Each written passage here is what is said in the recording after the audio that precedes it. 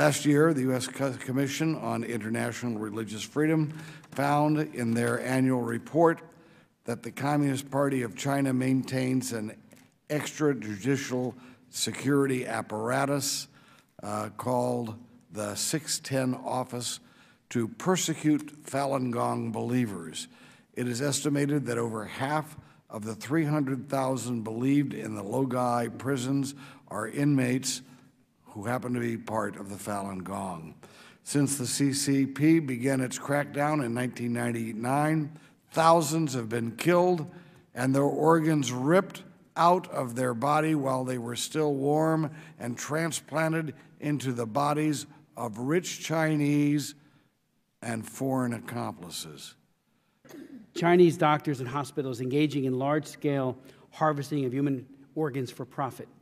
And we actually brought in a guard and talked about how they would kill prisoners, mostly political and religious prisoners, but not execute them, but not kill them completely, take out the desired organs, and then finish the job of murdering that individual. And whatever was needed, kidneys, what is it that you need? They were able to put in the order, and then the wardens at various prisons would fill that order. So far, I have spoken of ordinary transplants, but there's a graver prospect. It is that the Chinese military doctors may be engaged in organ harvesting from living prisoners in Chinese camps and prisons. The charge is that many victims are ethnic minorities, and as Mr. Rohrabacher pointed out, members of the Falun Gong, members of the spiritual movement, unjustly held, abused, subjected to psychological and physical torture for nothing more than fidelity to truthfulness, compassion, and forbearance. These Chinese organ recovery practices have wide implications beyond China. China has become a hub for wealthy foreigners seeking quick access to organs. I include Americans who travel to China and other countries to purchase organs. They should know before they purchase where the organ is coming from. Is that someone who volunteered to donate, or they force the person? If it's a volunteer, that's good, but if it's forcing, you want to let them know, because nobody wants anyone to force to take their organ away. And now it is widely recognized that China performs the second most amount of transplantations, only second to the United States.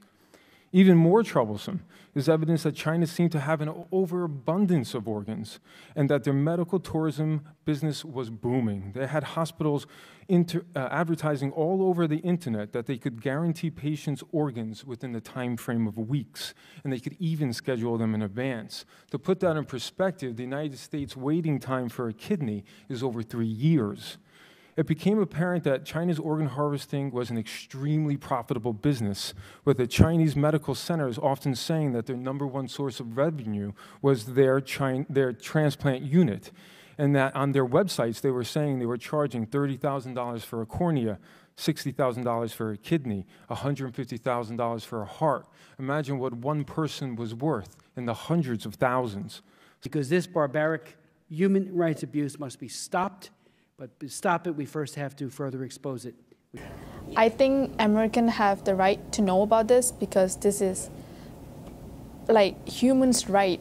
They should know about other humans' right as well, because an organ is just not a simple thing to just take it out and just like give it to somebody else. It's not like a mission. It's a human being alive. And this is so cruel. And the media, first of all, have to take the action, because they are hiding it from everyone. This is about the most monstrous crime that I can conceive of. And yet, the Voice of America and Radio Free Asia haven't done any stories about it. Yet we have major journalists in this country and countries throughout the West who have not done stories about this.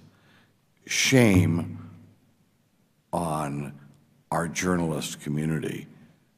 I think the media is keeping silence, because if you spread it out, then people are gonna take action, and the connection between American and China is gonna lose the friendship kind. Like the market, the China people doesn't want anybody to involve. Like American, they just wanna hide it from everyone. Media should take the action first, because everybody watching news every day. So a journalist should write about it and let everybody know, and also in the newspaper, in the news online, spread the word, and people take action as well. The more people we get, the higher the level we can stop this.